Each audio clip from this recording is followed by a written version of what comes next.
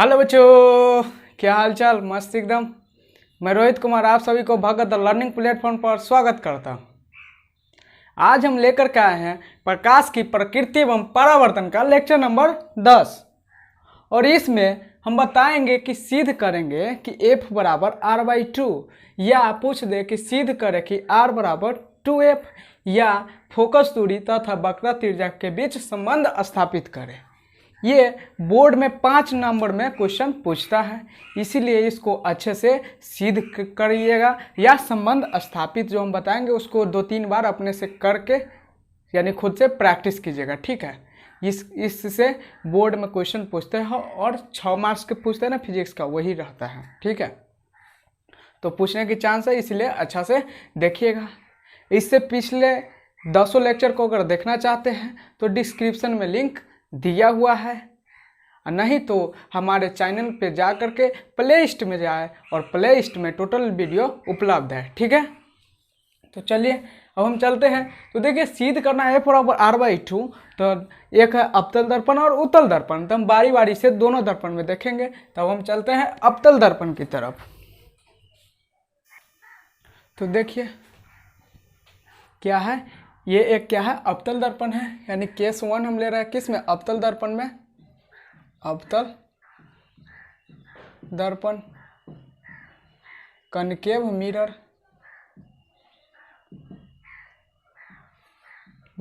में, ठीक है। तो देखिए अवतल दर्पण में, तो ये अवतल दर्पण बना लिया और ये क्या है, पोल है P, ये क्या है, मुख्य फोकस, और ये है वक्रता केंद्र। ये सब हम कल के लेक्चर में हम बताए हैं। अगर नहीं जानते हैं तो कल लेक्चर का डिस्क्रिप्शन में लिंक दिया हुआ है, यानी लेक्चर नंबर 9 का, वहाँ से जा करके देख ले, ठीक है।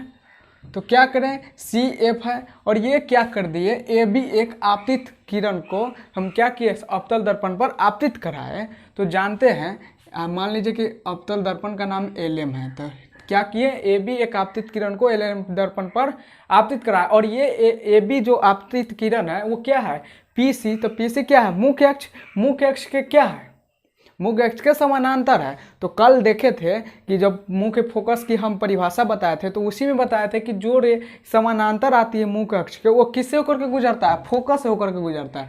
तो इसीलिए ये कहाँ से होकर के गुजरेगा, फोकस से होकर के गुजरेगा, ठीक है। अब देखिए क्या हुआ, आपतित किरण हुआ, ये परावर्तित किरण हुआ है। तो जब हम आपतित किरण और परावर्तित किरण होता है तो क्या करते हैं, एक अभिलंब डालते हैं ना। तो अभिलंब का मतलब क्या, उस दर्पण पे वहाँ पे जिस बिंदु पर आपतित हुआ क्या, बिंदु B पर है, तो बिंदु B पर क्या हो, 90 डिग्री का कोण बनाए। मान लीजिए कि BD परावर्तित हुआ, ठीक है, तो क्या हो, 90 डिग्री का बनाया। तो कल ही हम बताए थे कि केंद्र से कोई भी रेखा सतह पर जाता है तो वो क्या होता है, उस बिंदु पर लंबवत होता है। तो इसलिए हमको बिंदु B पर क्या करना है, लंब खींचना है। तो क्या करेंगे, C से आराम से ले जा करके और B पर क्या करेंगे, मिला देंगे। C को B पर मिला देंगे, ठीक है, मिला दिए। तो ये देखिए, तो ये मेरा क्या हो गया, आपतन कोण। तो आपतन कोण क्या होता है, कोण I होता है, और ये क्या रहा, परावर्तन कोण R होता है, ठीक है। तो लिख लीजिएगा कि AB एक आपतित किरण मुख्य अक्ष के समानांतर बिंदु B पर, दर्पण के बिंदु B पर आपतित कराया, जो परावर्तन के बाद BD परावर्तित हो गया, ठीक है। उसके बाद क्या किया, C से बिंदु B पर, यानी बिंदु B पे अभिलंब डाला CB, ठीक है। उसके बाद क्या किया कि कोण I हो गया, आपतन कोण क्या हो गया, कोण I, और परावर्तन कोण R हो गया, ठीक है। अब देखिए, अब यहाँ पे काम कीजिए तो क्या होगा, तो सबसे पहले तो परावर्तन के नियम से क्या हो जाएगा, कोण I बराबर कोण R। तो लिख लीजिए परावर्तन के नियम से, प्रकाश के परावर्तन के नियम से, ठीक है, नियम से क्या हो गया, कोण I बराबर कोण R। पहला हो गया समीकरण नंबर 1 मान लीजिए। अब देखिए तो क्या है कि ये और ये क्या है, समानांतर है, पहले ही हम कह दिया, ये और ये क्या है, समानांतर है।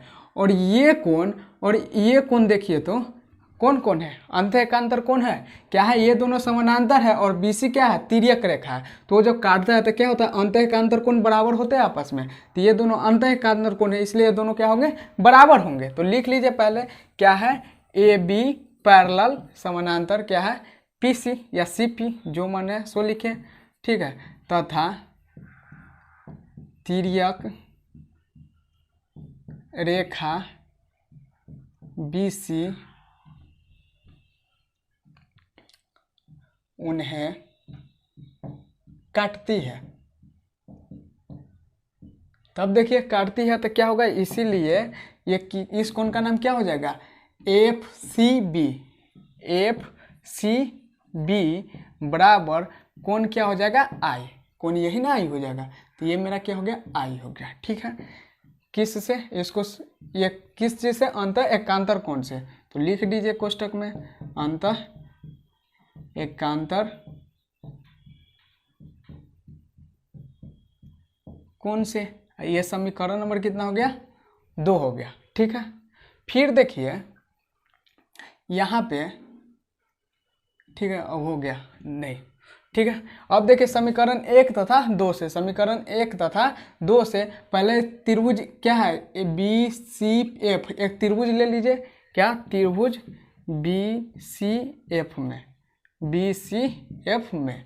तो देखिए तो समीकरण 1 तथा 2 से देखिए एफ सी बी किसके बराबर है, आई के बराबर है, तो एफ सी बी यहाँ पे आई किसके बराबर, आर के बराबर है, तो एफ सी बी कोण एफ सी बी किसके बराबर हो जाएंगे, कोण आर के। तो क्या हो गया, कोण एफ सी बी बराबर कोण आर। और ये दोनों कोण किस त्रिभुज में है, सी बी एफ या बी सी एफ में है। तो इसीलिए देखिए दो कोण समान है, तो बताए थे कि जब दो कोण समान होता है किसी भी त्रिभुज के अंतर्गत, समान कोण के सम्मुख भुजा भी समान होते हैं। तो ये क्या है, इसके सम्मुख भुजा कौन हो गया, सी एफ, पहले क्या एफ सी बी, तो एफ सी बी ये कोण, तो इस कोण के सम्मुख भुजा कौन हो गया, ये बी एफ, तो बी एफ। अब बराबर क्या हो जाएगा, कोण आर, तो कोण आर ये है, इसके सम्मुख क्या हो गया, सी एफ कहिए या एफ सी कहिए, जो कहिए, तो सी एफ, ठीक है ना, बी एफ बराबर सी एफ। अब देखिए क्या है, बी एफ बराबर सी एफ आ गया मेरा। देख बताए थे कल ही कि क्या होता है, हम लोग को जो अध्ययन करना है उसमें क्या होता है, द्वारक का जो व्यास है बहुत ही छोटा है, बहुत छोटा है, किससे, इसके वक्रता त्रिज्या से। तो इसीलिए क्या होता है कि बी है ना पी के काफ़ी निकट है, कहे ना कि हम दिखाने के लिए हल्का इसको क्या करते हैं, गोला दिखाते हैं ताकि हमको पता चले कि कर्व है, मुड़ा हुआ है। नहीं तो ये इतना हम ऐसा दर्पण का अध्ययन करते हैं जो दिखने में लगता है एकदम सीधा है, ऐसे दिखाई देता है, लेकिन हम ऐसे पढ़ेंगे तो फिर समतल दर्पण में काउंट हो जाएगा। इसलिए हम क्या करते हैं, इसको हल्का कर्व दिखाते हैं। तो इसलिए ये बहुत काफ़ी निकट है, बी है जो पी के काफ़ी निकट है, क्योंकि इसका द्वारक बहुत छोटा है, ठीक है ना। तो इसीलिए दर्पण का द्वारक बहुत छोटा है। अर्थात जब छोटा है इसका अर्थ क्या है कि जो B है जो P के काफी निकट है, बिंदु B P के निकट है, निकट है, ठीक है। तो निकट है, तो इसीलिए क्या हो जाएगा, आप देखिए ये यहाँ पे चला है, इसका अर्थ क्या है कि एफ बी और बी एफ एक दूसरे में बराबर होंगे, यानी बी एफ बराबर क्या हो जाएगा, पी एफ, ठीक है, बी एफ बराबर पी एफ। और इसको समीकरण 4 मान लीजिए। तो आप देखिए समीकरण 3 तथा 4 से, समीकरण 3 तथा 4 से हम क्या प्राप्त किए कि सी एफ बराबर पी एफ। देखिए ये दोनों एक बाएं साइड बराबर है तो आर एच एस दोनों का बराबर हो जाएगा। तो क्या हुआ, सी एफ बराबर पी एफ, ठीक है। अब देखिए सी एफ बराबर पी एफ, अब हमको क्या निकालना है, वक्रता त्रिज्या। तो वक्रता त्रिज्या क्या, सी पी या पी सी जो कहिए, सी पी। तो सी पी बराबर क्या हो जाएगा, C F plus P F, C F plus P F. हमको कितना दूरी निकालना है, इतना दूरी निकालना। तो ये क्या होगा, इतना प्लस इतना, तो इतना क्या है सी एफ और इतना क्या है पी एफ। और देखिए सी पी क्या है मेरा था, वक्रता त्रिज्या यानी आर था, कैपिटल आर बराबर। अब सी एफ ये हुआ, तो सी एफ देखिए तो यहाँ से किसके बराबर है, पी एफ के बराबर है। तो P F plus P F यानी क्या हो गया, 2 पी एफ। क्या हो गया, 2 पी एफ। अब देखिए r बराबर 2 और पी एफ, तो पी एफ ये हुआ तो इसको हम क्या कहते हैं, फोकस दूरी, एफ ही ना कहते हैं, छोटका एफ, तो क्या हो गया एफ। इसका अगर हम एफ निकालना चाहें तो अगर आर बराबर 2f सिद्ध करना रहेगा तो ये 1 लिख देंगे सिद्ध, या एफ निकालना रहेगा तो एफ बराबर क्या हो जाएगा, ये इधर भागा हो जाएगा तो r/2 प्रूफ। देख लिए सिद्ध, देखिए कितना आसान था। अब हम इसको वीडियो को पॉज करके नोट कीजिए, फिर हम उत्तल दर्पण में दिखाते हैं।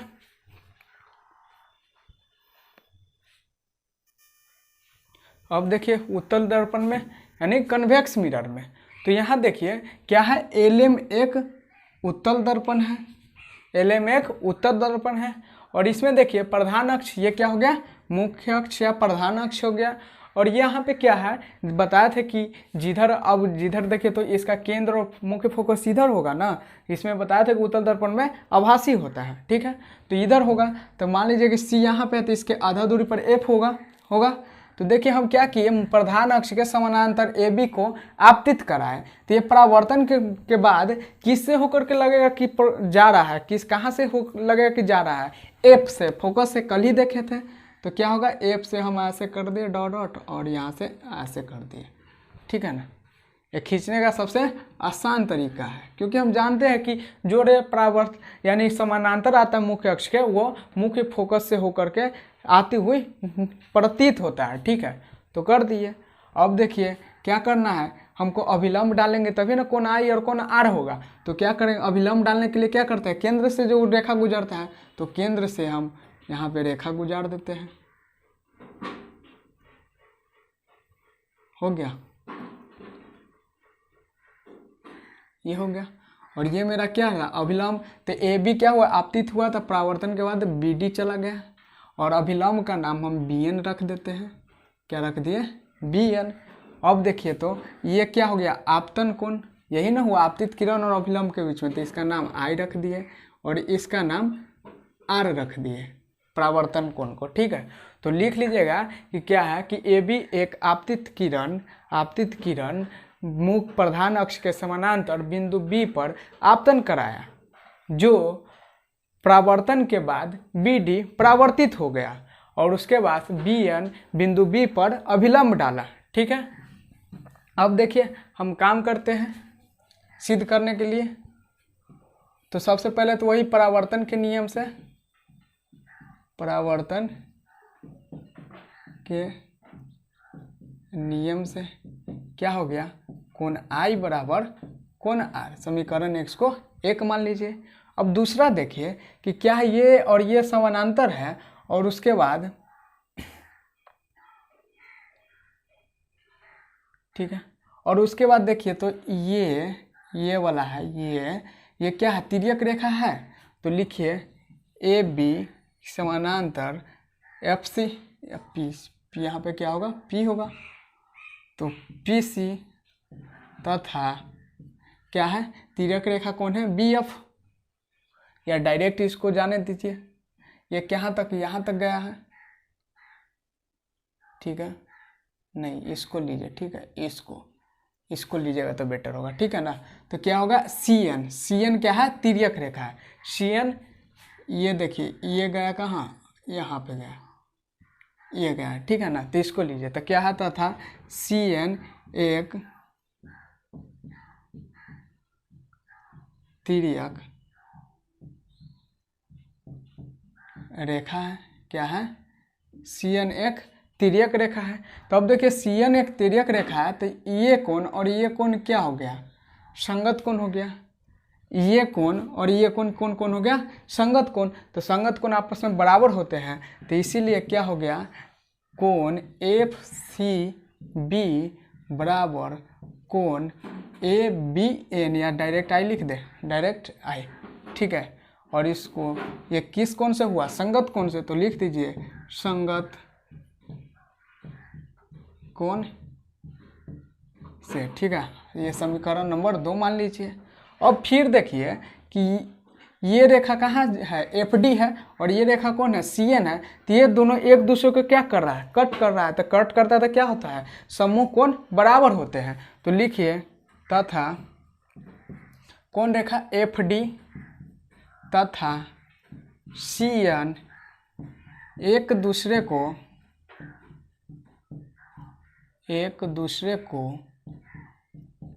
किस बिंदु पर, बिंदु B पर प्रतिच्छेद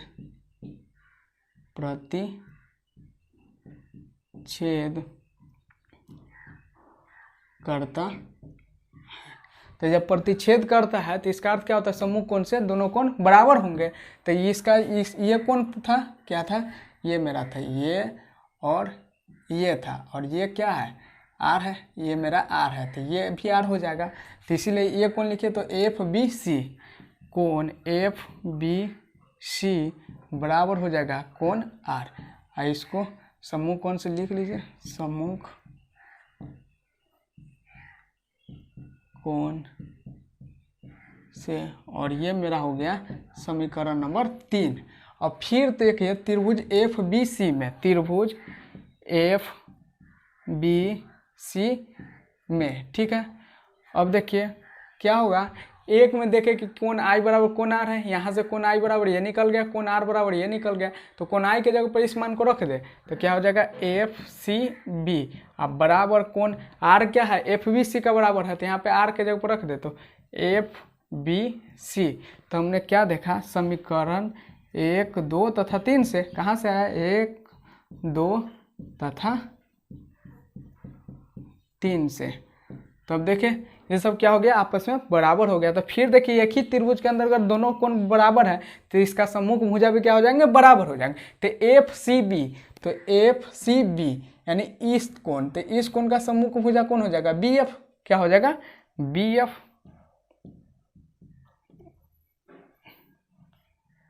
BF बराबर FBC यानी ये कोण, इस कोण के सम्मुख भुजा कौन होगा, ये CF। तो CF हो गया 4 मान लीजिए, ठीक है। अब देखिए फिर इसका द्वारा क्या है, बहुत छोटा है, तो B क्या होगा, P के काफी निकट होगा। तो लिखेंगे दर्पण का द्वारक, वही जो उसमें लिखे है, दर्पण का द्वारक बहुत छोटा है, अर्थात क्या होगा, B P के काफी निकट है, B P के काफी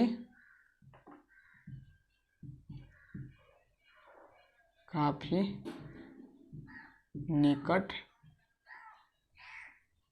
है। तो काफी निकट है, इसका अर्थ क्या कि ये इसके बराबर है, यानी BF और PF अप्रोक्सीमेटली बराबर होगा, यानी लगभग में दोनों लगेंगे कि सेम ही है, उसकी लंबाई सेम ही है। तो क्या हो जाएगा, BF बराबर PF हो गया। अब देखिए समीकरण, इसको मिटा, यहाँ पे नहीं तो लिखते हैं, ठीक है। देखिए अब समीकरण 4 और 5 से हमने क्या पाया, समीकरण 4 तथा 5 से देखिए आप BF CF के बराबर है, BF PF के बराबर, यानी CF PF के बराबर हो जाएगा, CF बराबर PF। और फिर हमको क्या निकालना, R PC। तो PC बराबर क्या हो जाएगा, PF प्लस CF। अब देखिए यहाँ पे जो PF था वही ना F है, मुख्य फोकस है, तो PC के जगह पर R लिख दे, और PF, तो PF के जगह पर क्या हो गया, एगो स्मॉल f हो गया, प्लस CF फिर PF के बराबर है, और PF क्या है, F है, तो F हो गया। तो R बराबर 2F। अगर ये सिद्ध करना रहता तो यहीं पे छोड़ देते, अगर यहाँ हमको F सिद्ध निकालना है तो F बराबर, अब देखिए 2 इधर भागा में आ जाएगा, यानी R/2 प्रूव्ड हो गया, ठीक है। तो इसको वीडियो को पॉज करके इसे अच्छा से नोट कीजिए, आपको बोर्ड एग्जाम में पूछता है, ठीक है, ज़्यादा संभावना है पूछने का, इसीलिए इसको अच्छा से नोट कीजिएगा, फिर 2-3 बार खुद से सिद्ध कीजिएगा, ठीक। अब हम आगे चलें। अब देखिए हमने क्या पाया कि F बराबर R/2। तो यहाँ से कुछ ऑब्जेक्टिव में क्वेश्चन भी पूछ देते हैं, बोर्ड में भी और पॉलिटेक्निक में भी पूछ लेते हैं। छोटा क्वेश्चन कह देगा कि F क्या है, 4 सेंटीमीटर है, तो कहेगा R बताने के लिए। तो तो आर क्या होता है, एफ का दुगुना होता है। इतना याद रखिए क्या कि आर बोले तो एफ का दुगुना, एफ पूछे तो आर का आधा, एफ बराबर आर का आधा और एफ अब आर बराबर एफ का दुगुना। तो हमसे एफ दिया हुआ था, आर पूछा है, तो आर क्या होगा, एफ का दुगुना यानी 4 दूना 8 सेंटीमीटर। अगर मान लीजिए कि आर दे दिया 12 सेंटीमीटर तो हमसे एफ पूछेगा, तो एफ क्या, आर का आधा, तो आर का आधा तो 12 का आधा कितना होगा 6, तो 6 सेंटीमीटर। ठीक है, ये हुआ। अब देख लीजिए इससे कुछ ऐसा ही छोटा छोटा क्वेश्चन पूछता है, इसमें मेन सिद्ध करने के लिए बोर्ड में पूछता है, इसलिए बताना जरूरी था। ठीक है, अब आगे हम चलते हैं। क्या है, आवर्धन। आवर्धन, आवर्धन को इंग्लिश में कहते हैं मैग्निफिकेशन।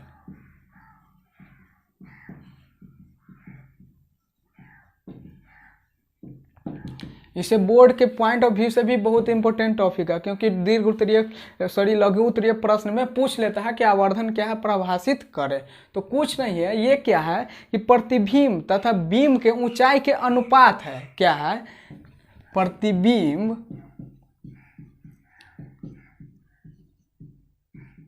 तथा बीम के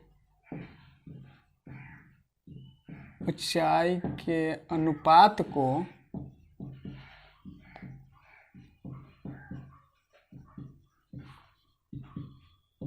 आवर्धन कहते हैं। ठीक है, इसे अब देखिए मैग्निफिकेशन का एम है ना पहले का लेटर, इसलिए छोटा एम से इसको डिनोट करते हैं। इसे एम द्वारा सूचित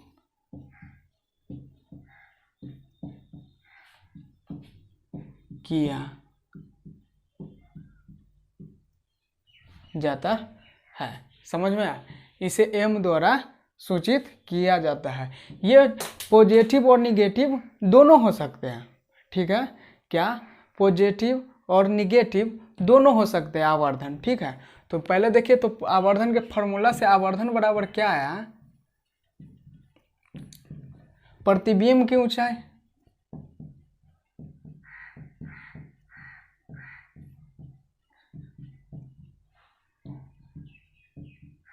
अनुपात का मतलब क्या, बटा, अनुपात का मतलब बटा और बटे वस्तु की ऊंचाई।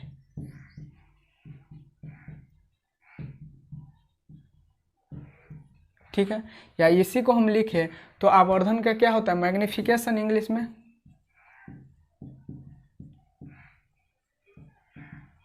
बराबर प्रतिबिंब मतलब इमेज, तो प्रतिबिंब की ऊंचाई यानी हाइट ऑफ इमेज, या आकार, ऊंचाई आकार जो कहिए, हाइट ऑफ इमेज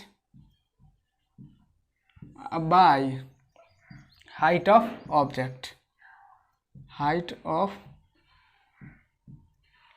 ऑब्जेक्ट। ठीक है, या हम शॉर्ट में लिखे तो मैग्निफिकेशन को किससे सुनिश्चित करते हैं, एम से, और हाइट ऑफ इमेज को हम क्या, एच आई से, और हाइट ऑफ ऑब्जेक्ट को किससे, एच ओ से, एच ओ से। ठीक है, तो ये हुआ। बोर्ड में अगर पूछ दे लघु उत्तरीय प्रश्न में तो यहाँ तक आंसर लिख दीजिएगा। ठीक है, उसके बाद हम फील दिखलाते हैं कि आवर्धन कहते किसको, ये तो परिभाषा से हुआ। ठीक है, वीडियो को पॉज करके पहले इसे नोट कीजिए, फिर हम आगे बताते हैं।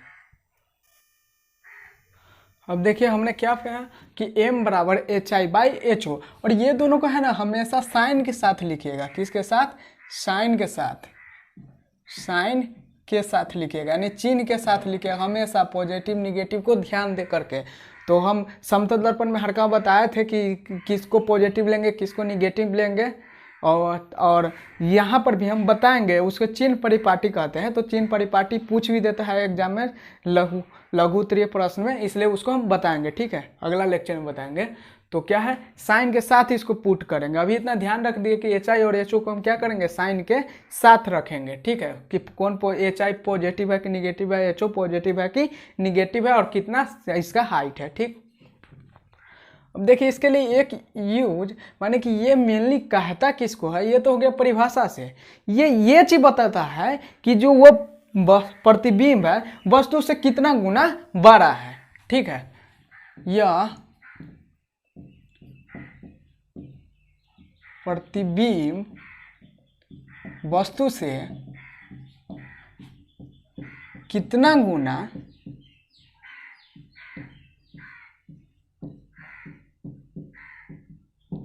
बड़ा है को दर्शाता है।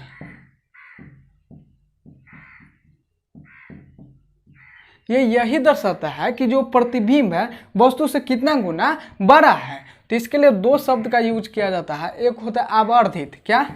आवर्धित, आवर्धित, आवर्धित यानी मैग्नीफाइड, मैग्नीफाइड। तो कोई कहेगा कि आवर्धित इमेज प्राप्त हुआ, तो आवर्धित का मतलब क्या? 12। आवर्धित का मतलब क्या? 12। तो इसका अर्थ क्या है कि इमेज हमको 12 प्राप्त हुआ। इसका अर्थ है कि height of image greater than होगा height of object.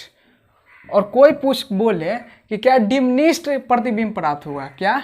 Diminished, diminished, diminished प्रतिबिंब। तो कोई बोल दिया कि डिमिनिश्ड प्रतिबिंब प्राप्त हुआ, इसका मतलब होता है छोटा। डिमिनिश्ड का मतलब छोटा। इसका अर्थ है कि छोटा प्रतिबिंब प्राप्त हुआ, यानी HI लेस देन HO, यानी हाइट ऑफ ऑब्जेक्ट क्या होगा? 12 होगा, हाइट ऑफ इमेज छोटा होगा। ये था, ये दो वर्ड का यूज कर लेता है कि आवर्धित प्रतिबिंब प्राप्त हुआ, तो बताइए कि क्या होगा अंतर। तो समझ जाएगा। आवर्धित का मतलब 12, तो प्रतिबिंब मैग्निफिकेशन क्या बोल रहा है कि प्रतिबिंब वस्तु से कितना गुना बड़ा है। तो कह रहा है मैग्नीफाइड, मैग्नीफाइड का मतलब क्या होता है? 12। इसका अर्थ है कि प्रतिबिंब क्या होगा? 12 होगा वस्तु से, ठीक है। और डिमिनिश्ड का मतलब क्या होता है? छोटा। और मैग्नीफाइड के मैग्निफिकेशन के बारे में बोल रहा है, आवर्धन के बारे में बोल रहा है, तो छोटा, तो यानी क्या होगा? प्रतिबिंब छोटा होगा वस्तु से, ठीक है। ऐसा हुआ। कहीं पर m दे दिया 2/5। इसका अर्थ क्या हुआ कि बताया कि आवर्धन यही बताता है कि प्रतिबिंब वस्तु से कितना गुना बड़ा है, ठीक है। तो इसीलिए HI यहाँ पे HI होगा, क्या हो जाएगा? 2/5HO, ठीक है। यानी कि वस्तु जो प्रतिबिंब की ऊंचाई है वो वस्तु की ऊंचाई से 2/5 गुना बड़ा है, ठीक है। 2/5 गुना बड़ा है। तो डायरेक्ट देखें न्यूमेरिकल में कहीं पर दे देगा m बराबर 2 है, तो इसका अर्थ हम समझ लेंगे क्या है कि अगर वस्तु की ऊंचाई HO है तो HI मेरा क्या हो जाएगा? 2HO। देखें डायरेक्ट हम HO के कन्वर्ट में, HO के फॉर्म में कन्वर्ट कर लिए, ठीक है। यही है। तब इतना ही था मैग्निफिकेशन की बात, अब हो गया, ठीक है। तो आज का लेक्चर यहीं पे रहने देते हैं। फिर हम अगले लेक्चर में लेकर के आएंगे दर्पण सूत्र। पहले देखेंगे कि उत्तल दर्पण और अवतल दर्पण में प्रतिबिंब का बनना। जैसे हम समतल दर्पण में देखे थे ना प्रतिबिंब का बनना, तो ऐसा ही इसका भी प्रतिबिंब का बनना देखेंगे। इसमें किस सिचुएशन में कैसा प्रतिबिंब बनता है वो दिखाएंगे, ठीक है। फिर हम आगे बात करेंगे। तो आज का वीडियो हम यहीं पर करते हैं विराम। Take care yourself and good bye.